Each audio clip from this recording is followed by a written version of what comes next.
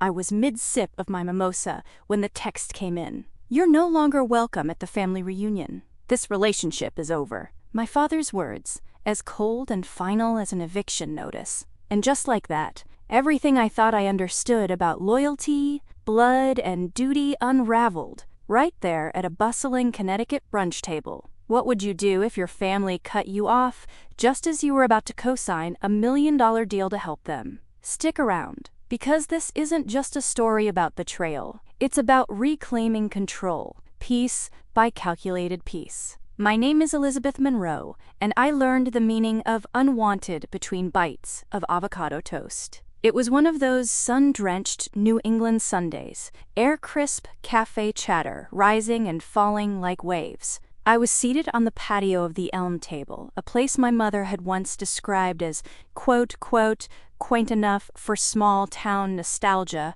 posh enough for family photos. I had just signed the final page of paperwork that would link me to a $7 million commercial real estate loan. For them. For my parents. For a dream they said they had built for our family's future. And then, like a hand reaching through silk, my phone buzzed once, then fell eerily silent. From Dad, "You're no longer invited to the reunion. This relationship is over." There was no preamble, no call, just that message, delivered with the sterile cruelty of a transaction declined. I blinked, reread it, felt the toast go dry in my mouth. I didn't cry, didn't even blink twice, because some betrayals are so sharp they don't bleed right away. Instead, I did what I always do. I watched. The brunch crowd was still laughing, the waitress still refilling coffee cups. Life didn't pause for the moment I lost my family, but inside me, something very quietly cracked. I excused myself from the table where my friend Julia sat chatting about her son's science fair. I think I mumbled something about a work email. My voice didn't shake. My hands didn't tremble. Years of corporate finance trained me well. Mask the panic, protect the core. But as I walked to my car, parked neatly between a Tesla and a vintage Volvo, I began replaying every moment of the last few months. The phone calls from my father about family legacy. The guilt-laced dinners where he'd said things like, "We've always supported your career, Liz. Surely you can support ours." The sudden urgency in finalizing the documents, and the way my mother never once said thank you. Was this their plan all along? I didn't know, and I wasn't going to ask. Instead, I drove, past the daffodils, blooming along Route 12, past the church where they baptized me, back to my sleek, quiet house in Litchfield. A home I had built with my own hands and strategy, every square foot earned without anyone's help. I poured myself a glass of water, sat at the marble kitchen island, and opened the loan file. That was when the cool strategist in me, my truest self, stepped forward. No tears, no calls, just swift, silent action. I pulled up the legal draft on my laptop, found the signature field, and clicked Remove Cosigner. Then, I opened my banking app and began transferring joint funds into a protected legal trust I had quietly established years ago, for emergencies only. I never thought this would be the emergency, but maybe that's the thing about betrayal. It doesn't come with warning labels. As I watched the transfer process, I wondered, not for the first time, if family truly meant anything without trust. I guess I was about to find out. The next morning, I woke to chaos I hadn't invited. 36 missed calls, 5 voicemails, a dozen text messages with enough exclamation points to fill a courtroom transcript. My phone was overheating on the nightstand, as if it too were exhausted from the sudden urgency of everyone remembering I existed. I didn't open any messages. I just stared at the lock screen, caller ID after caller ID repeating the same last name, Monroe. Funny how quickly you become important again when money's on the table. At 7:12 a.m., the silence broke for good. The name blinking across the screen this time wasn't family. It was Mr. Alden, my father's longtime accountant.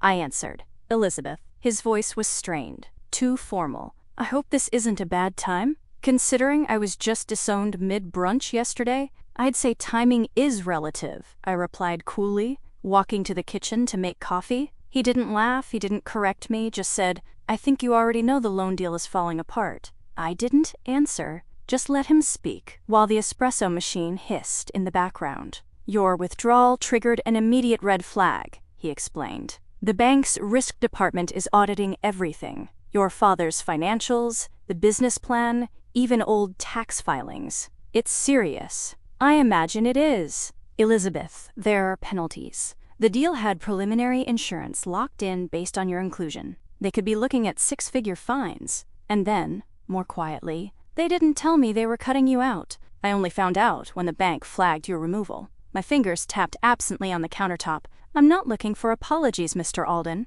I'm looking for clean boundaries." He exhaled into the phone. "I understand, but they're in panic mode. Your brother's flying in. Your mother's, well, it's a mess." I almost felt bad for him. Almost. He was caught in the middle of a war he never asked to be part of. But then again, so was I. "I'll let you get back to it," I said, ending the call before sentiment crept in. I took my coffee outside to the porch and watched the late spring sunlight paint my garden in gold. Tulips were blooming, defiant and unapologetic. Maybe I could learn from them. For a brief moment, I thought about my father. What must be going through his head as the numbers unraveled? He wasn't stupid, just used to getting his way. My entire childhood, he'd been charming at the dinner table and calculated behind closed doors. The kind of man who smiled at neighbors while tracking every cent his children spent. It wasn't personal, it was habit, survival strategy. The image mattered more than intimacy.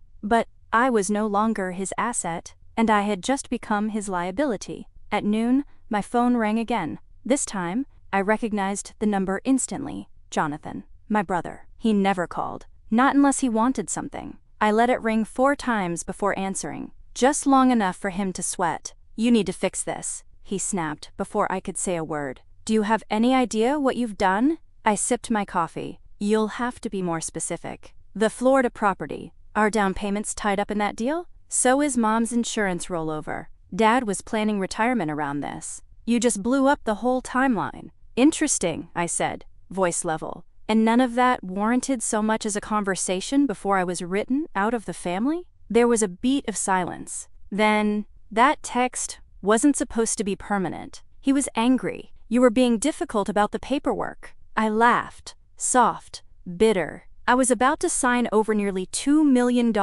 in personal liability. "Forgive me for asking questions," he sighed. "You don't get it. We had plans, Liz. Long-term ones. This deal was the centerpiece."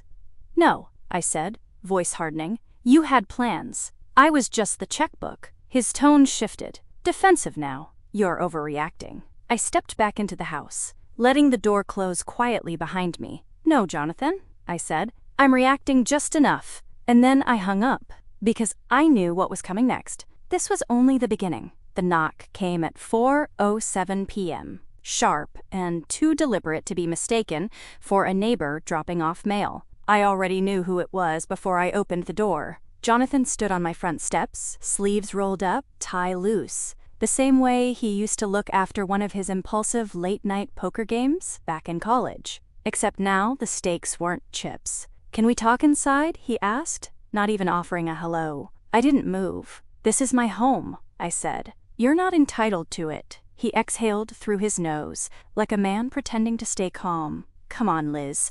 Don't make this into a power play." I arched an eyebrow. "Wasn't that Dad's job yesterday?" He gave me a look, part guilt, part exasperation. "Can we just talk?" I let him in, not because I owed him, but because I wanted to see how fast he'd squirm when I didn't fold. He paced my living room like it was a courtroom exhibit. Same polished confidence, same self-appointed authority. "You're going to reverse the transfer," he said finally. "Dad's lawyer says if we resubmit with a new guarantor, I'm not reversing anything. You're really going to tank this entire deal because of a text message?" I set my coffee cup down and walked to the window. The afternoon light was softening. My tulips hadn't moved. I envied their simplicity. "It wasn't just a text," I said. "It was a declaration, a severance." He laughed, short and humorless. "You know how Dad is. He doesn't mean half of what he says." "No," I said, turning to face him. "He meant exactly what he said. He just didn't expect me to believe him." That shut him up. Jonathan rubbed his face, dragging a hand through his hair like that would undo the mess. Liz, he said, more gently now, Mom's been crying. They had everything riding on this deal. Retirement, the Florida house. They're not bad people. They just made a mistake. A mistake? The word hovered in the air, begging to be forgiven. Like this was a dropped plate, not a calculated betrayal. I stepped closer. You don't get to use mistake as a blanket for manipulation. They knew what they were doing. They counted on me signing. And when I asked for transparency, they treated me like a threat. Jonathan's jaw tightened. This isn't about you versus the family. But it is, I said, my voice lowering, because I was never part of the plan, just a tool to execute it. He looked away. I covered Mom's hospital bills in 2019, I said, quietly. Never asked for payback. Paid off your credit card debt when you were drowning in Vegas. Never told Dad. You know why? Jonathan didn't answer. Because I believed we were a family, I said. Not a business deal. He sank into the nearest chair, suddenly looking years older. So what now? He asked. You're just cutting us off? For good? No, I said softly. I'm setting terms. For the first time. We sat in silence. Then I added, the transfer is done. The loan's your problem now. Jonathan nodded slowly, processing the blow. He stood, adjusted his cufflinks as if to save face, and turned to leave. But just before he stepped out, he looked back. You were the smart one, he said, voice quieter than I'd ever heard it. We just never thought you'd turn it against us. I didn't, I replied. You did that all on your own. Then I closed the door behind him, gently, but with finality. It echoed through the hallway louder than any scream. It was the email, not the phone call, that tipped me off first. Subject line, Notice of Procedural Audit, Commercial Application Hash A1093F from the bank. I stared at it for a long moment before opening it. Dear Ms. Monroe, as per your recent withdrawal from the co-signing agreement on loan application A1093F, a procedural audit has been triggered to verify all associated documentation and party disclosures. I scanned the language, growing more alert with every paragraph. The words were cold, legal, and steeped in implication. Then I read it again. My withdrawal didn't just stall the deal, it triggered a full-scale review. The kind banks only do when something smells off. A few hours later, the phone rang. Ms. Monroe, this is Celeste Redmond from Franklin Fidelity, said a precise voice on the other end. Do you have a moment to discuss the flagged loan? I cleared my throat. Of course. Celeste didn't waste time. I wanted to thank you for the clarity in your withdrawal documentation. As part of the risk assessment triggered by your change in role, we conducted a back-end audit of the full application trail. Okay. Her voice remained steady. Several inconsistencies were discovered, including altered income statements from Monroe Holdings, LLC, and misrepresented collateral documentation. I blinked. Are you saying? We've flagged the application as non-compliant. It will be terminated in our system within the next 48 hours, and no penalties will be issued to your name thanks to your formal removal prior to audit. Relief hit me like cold water. So, I'm not liable? Correct. In fact, she paused, your timing may have prevented a fraud review against you personally. I sat down slowly on the edge of my bed.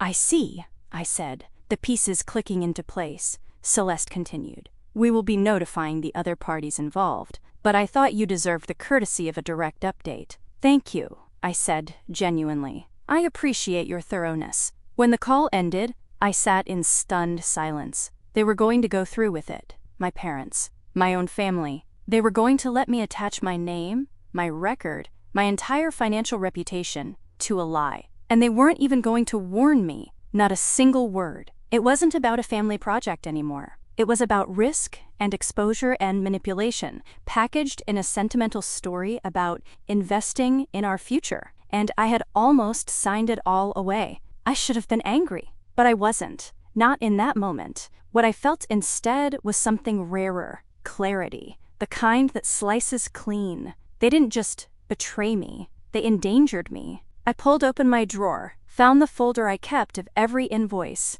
bank record, and passive-aggressive text I'd received about family obligations in the past year. I labeled a new envelope, Protection File, and then I added the audit notice on top. By the time evening fell, I poured myself a glass of wine and stepped outside to sit under the porch light, watching dusk settle over my lawn like a sigh. For the first time in days, I wasn't bracing for the next blow. Because for once, I was already 2 moves ahead. They wanted control. But I had just taken the one thing they never saw coming: leverage, and I wasn't about to waste it. My mother's call came the next morning. Not a voicemail, not a text. A full-on FaceTime request at 6:42 a.m., as if sheer timing would catch me off guard. I let it ring. Then I watched it ring again, and then the voicemail came. Clipped, breathy, and expertly rehearsed. "Elizabeth, we need to talk. There's been some confusion. Your decision with the loan has caused repercussions,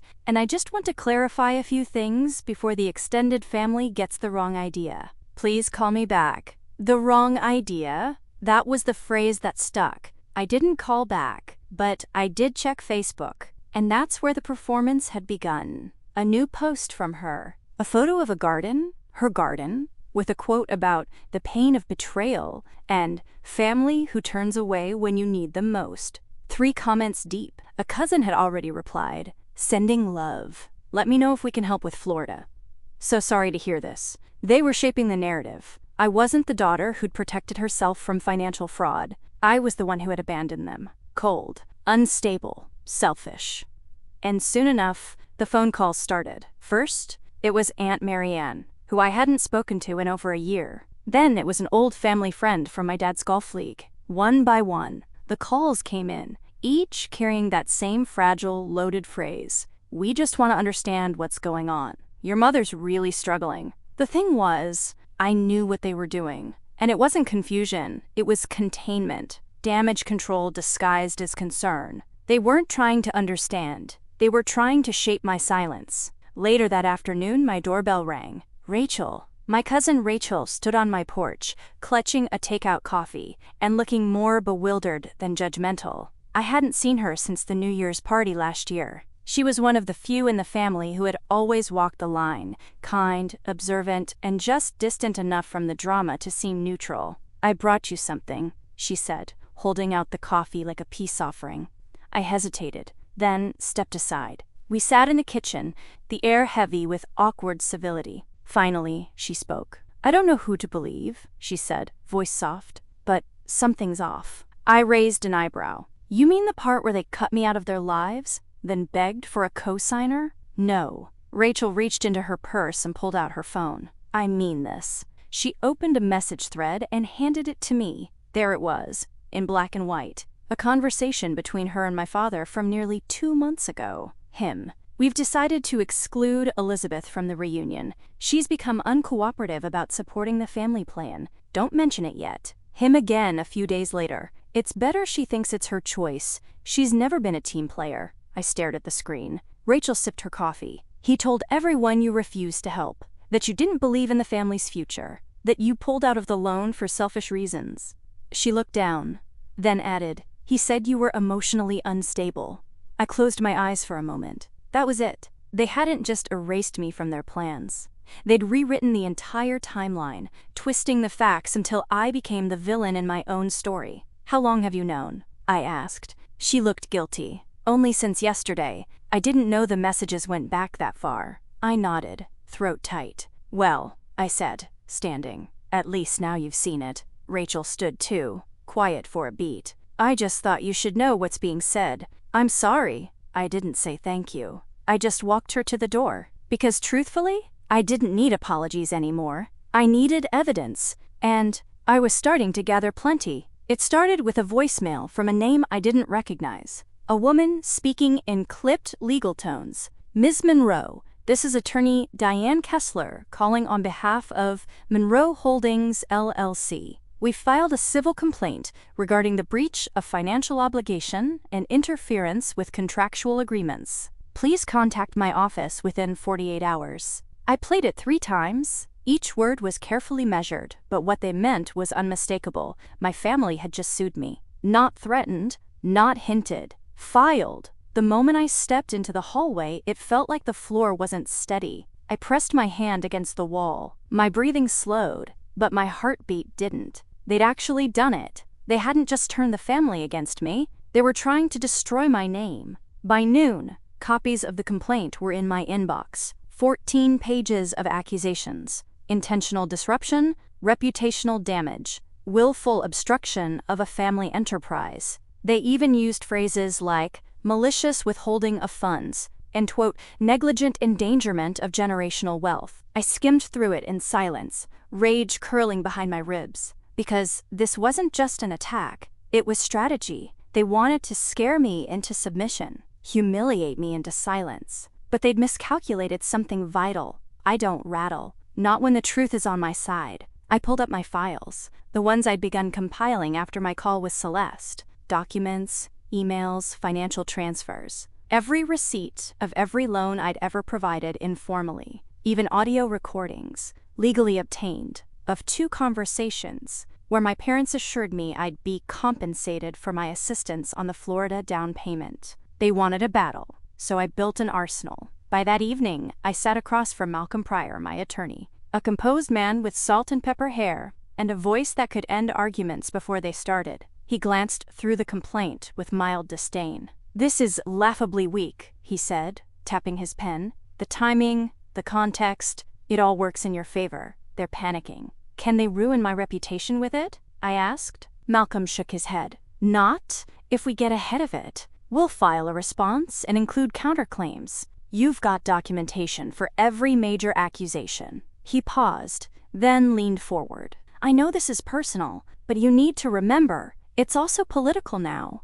They're using public pressure, family manipulation. We need to take control of the narrative." I nodded, jaw set. This wasn't about reconciliation anymore. It was about defense. Malcolm filed our response the next day, a calculated, concise takedown of the original complaint, accompanied by Exhibits A through K, transfers, emails, property co-funding records, and the signed acknowledgement from my father that I had rescued the business account during a liquidity crisis last spring. I didn't need to exaggerate. The truth was damning enough. What surprised me most was the quiet that followed. No one called, no one texted. It was like I'd vanished from their script the moment I stopped playing the victim. But the silence didn't last. That Friday, I received a screenshot from an old college roommate. A gossip blog from our hometown had picked up the civil complaint. "Estranged daughter sabotages family legacy?" The headline sat atop a filtered photo of me from my LinkedIn page, cropped beside a smiling image of my parents at a charity gala, and the article was dripping with slant. That's when I realized something crucial. They didn't want a win in court. They wanted a win in perception. They wanted me ruined socially, not legally, because the facts couldn't save them. But rumors? Rumors moved faster than truth ever could. I stared at the screen. Then I whispered aloud to no one, "You made this public." And now I had no reason to keep anything private. They wanted headlines, so I gave them one. 2 days after the gossip blog post, I walked into Malcolm's office with a flash drive and a simple request. "I want this public. All of it." He raised an eyebrow. "Are you sure? Once it's out, there's no walking it back." "They declared war," I said. "I'm just matching tone." That afternoon, our media response went live, not through a tabloid, but via a well-respected legal and business forum where reputations carry weight. The headline was mine this time: "How I Quietly Funded My Family's Legacy and Why I'm Done." The post began with calm precision, no venom, just facts. Over the past 10 years, I've contributed over $460,000 to my family's ventures without contract, interest, or acknowledgement. These were loans, emergency bailouts, credit extensions, and infrastructure costs paid directly to projects bearing our family's name. I've done so silently, believing in a shared vision. That vision, I've come to realize, excluded me. I attached supporting documentation, PDFs of wire transfers, dated emails requesting just one more favor, even a voice memo of my father saying, "You've always been the dependable one, Liz. You're the backbone of this family." It wasn't revenge, it was revelation. The article ended with this line: "I'm no longer asking for understanding. I'm asserting ownership of my choices. And I choose, moving forward, to protect myself." Within an hour, my inbox lit up. Former colleagues, college friends, even distant cousins reached out. The tone was unanimous, supportive, stunned, respectful. People saw it for what it was now, not a scandal, but survival. And then came the silence from my family's side, deafening, telling. They hadn't expected me to counter, not like this, not with receipts. That night, I received a one-line email from Rachel. They don't know what to say. For once, it made me smile. Because I hadn't shouted. I hadn't accused. I'd simply laid down the truth, documented, undeniable. A day later, Malcolm forwarded a new message from opposing counsel. Their tone had changed. No longer aggressive, now cautious. Apparently, they were open to mediation. Translation: they were looking for a quiet way out. But I wasn't done yet. This wasn't about settling scores anymore. This was about setting precedent. They had built a story with my name, then tried to bury me under it. Now I had taken it back, and I wasn't giving it up. 3 days after I released my statement, Malcolm called with an update. They've submitted a proposal, he said, a soft retraction of the civil complaint in exchange for a non-disclosure agreement. They'll agree to cease further claims if you agree to take the article down and release a joint statement framing this as a misunderstanding. I didn't speak. They're offering to settle quietly, he added, but only if you play along. I knew what that meant. They wanted to erase the public evidence, disappear the timeline, seal the facts behind legal jargon so they could keep pretending I was the difficult one. They want to keep the narrative, I said. Malcolm nodded. And your silence. A few months ago, I might have said yes, for peace, for closure, for some thread of connection that felt like family, but not now. Now, I saw it all clearly. They weren't trying to reconcile. They were trying to recover control. No deal, I said. They made this public. They can live with it public. Malcolm smiled faintly. That's what I thought you'd say. He sent the official response that afternoon. Rejection of the NDA, refusal of the joint statement, and confirmation that we would proceed with our counterclaim unless they issued a full and public apology and dismissed the original filing with prejudice. A bold ask. One I knew they'd never agree to, but I didn't care, because I wasn't bargaining anymore. I was building something else. Freedom. That evening, as if summoned by the shift in tone, my father finally made contact. No lawyers. No filtered intermediaries. Just a single message, left on my voicemail. I hope you're satisfied. That was all he said. No apology, no clarification. Just wounded pride disguised as blame. But here's what he didn't realize. I wasn't looking for satisfaction. I was looking for distance. The next morning, Rachel messaged me again. They're trying to spin it to the extended family. But no one's biting anymore. Too much proof. Uncle Joseph told your mom, this is what happens when you forget your children are adults with memories. I laughed. Not because it was funny, but because it was true. You can't rewrite a life someone else has lived. I poured myself a glass of wine and stared out at the yard, watching summer begin to stretch itself across the garden. The same garden my mother once judged as too modern, not warm enough. It didn't matter anymore. Warmth wasn't something I owed anyone now. I had given enough, covered enough. Lost enough. This silence, this space, this hard-earned solitude, it was mine, and I wasn't trading it for anything. Not money, not legacy, not the illusion of loyalty. My story had changed. Because I had changed it, it came quietly, like they hoped I wouldn't notice. A 2-line email from Monroe Holdings' legal team. Per your attorney's request, Monroe Holdings LLC has formally withdrawn the civil complaint against Elizabeth Monroe. All prior claims are dismissed with prejudice. No joint statement, no retraction, no apology, just silence, shaped like surrender. Malcolm forwarded me another document minutes later, a statement signed by my father and submitted to the bank, acknowledging administrative oversight in their loan application. The wording was cold, sanitized, but it said everything. He admitted to fabricating financials, not emotionally, not directly to me, but on paper, and only because he had to. It wasn't guilt, it was strategy. They had hoped to save face, until they realized there was no face left to save. The bank canceled the loan, froze assets pending audit review, And just like that, their empire of family legacy paused, not burned down, but exposed. That night, I sat on the porch again, sipping wine from a glass that caught the last gold sliver of sun. I watched the neighborhood lights flicker on, one by one, life moving forward, unapologetic. Across the street, a car pulled up slowly, a black sedan I recognized instantly, my father's. He didn't get out, just parked on the far side of the street, engine idling, watching my house as if it still belonged to his idea of me. For 10 minutes, we lived in that strange distance, close enough to see each other, too far to speak. I didn't wave, he didn't flash his lights. And then, just as quietly as he'd come, he pulled away. Maybe that was the apology, or the ghost of one. But it didn't matter, because I had finally stopped waiting for him to explain. I no longer needed their version of closure. What I had was better, clarity. I walked back inside, locked the door, and returned to my files. That evening,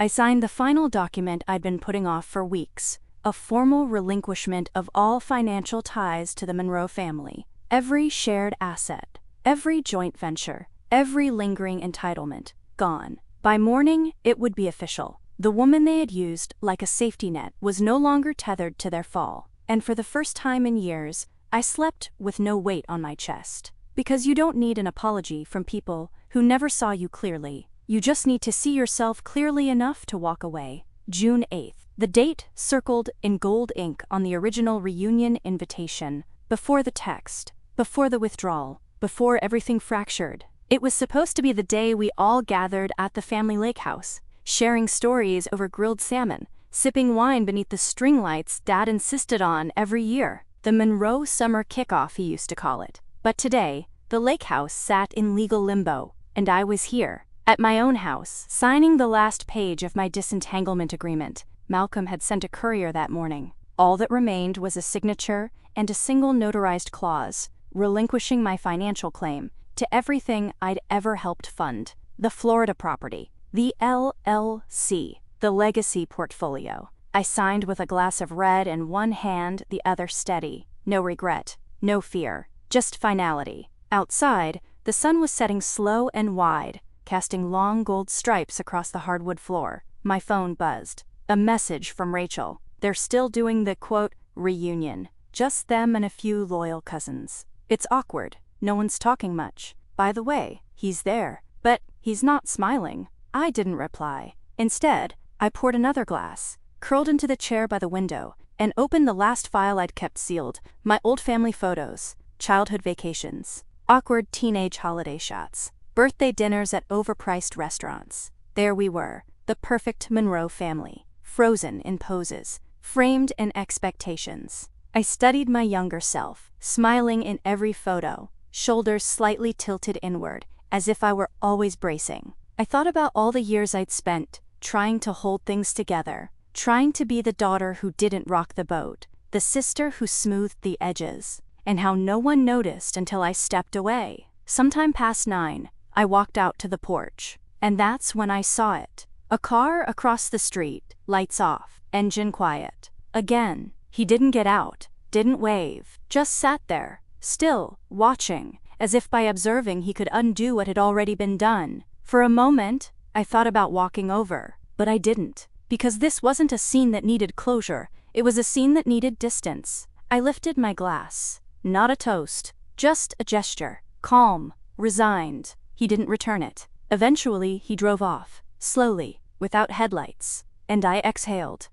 Inside, my phone buzzed again. Rachel, are you okay? I typed back, I am now, because I was. And the beauty of it was, I hadn't won by forcing anyone's hand. I'd won by taking mine back. 3 weeks passed. The media storm faded. The legal chatter dulled to a quiet hum, and my inbox stopped filling with cousins trying to see both sides. In the quiet that followed, I found something I hadn't expected: space to breathe. I woke up each morning without bracing for a battle, without scanning messages for passive-aggressive guilt trips dressed as check-ins. My calendar, once crowded with family obligations and emotionally loaded quick calls, was now mine. My home felt different too. Without the looming presence of family expectations, the walls seemed warmer, My kitchen echoed with music again. Jazz in the morning, Nina Simone in the evening. I cooked for myself, bought flowers for the table, and spent weekends reorganizing every inch of my house like I was claiming it anew. I started journaling again, something I hadn't done since college. At first, it was just memories, disjointed, sharp-edged, but slowly those pages turned into blueprints, ideas, futures I had never let myself imagine. One morning, I found myself writing this sentence without thinking. Just because someone shares your name doesn't mean they deserve your peace. It stopped me cold, because that was it. That was the lesson. I hadn't walked away from a family. I'd walked away from being the version of myself they needed me to be, compliant, quiet, convenient, and in return, I'd found the version of me I'd buried under all those years of loyalty. I saw Rachel again last weekend. We met for coffee in the city, and when she asked if I'd consider reconnecting with the others, I answered without hesitation. I don't need revenge, but I'm not going back for apologies that were never meant for me. She nodded, understanding. They still don't talk about you out loud, she said, but no one's saying what they used to say either. The silence now, it feels like guilt. I smiled gently. That's theirs to live with. Because healing isn't about forcing someone to feel remorse. It's about refusing to carry the weight of their choices on your back. That evening, I came home to find a small envelope in my mailbox. No return address. Inside, a single photo. Me and my dad at my college graduation. He had one hand on my shoulder, the other in his jacket pocket. The smile I wore was wide, but I remembered how forced it felt even then. On the back, in his handwriting, were 4 words. I didn't protect you. No signature, no explanation. Just a quiet truth, far too late. I placed it in a drawer, not because it fixed anything, but because it confirmed what I already knew. This wasn't about repair, it was about release, and I had already set myself free. Now every step forward is mine, and every decision I make echoes the woman I became the moment I stopped being the safety net and became my own foundation. If you've ever felt like the glue that holds your family together,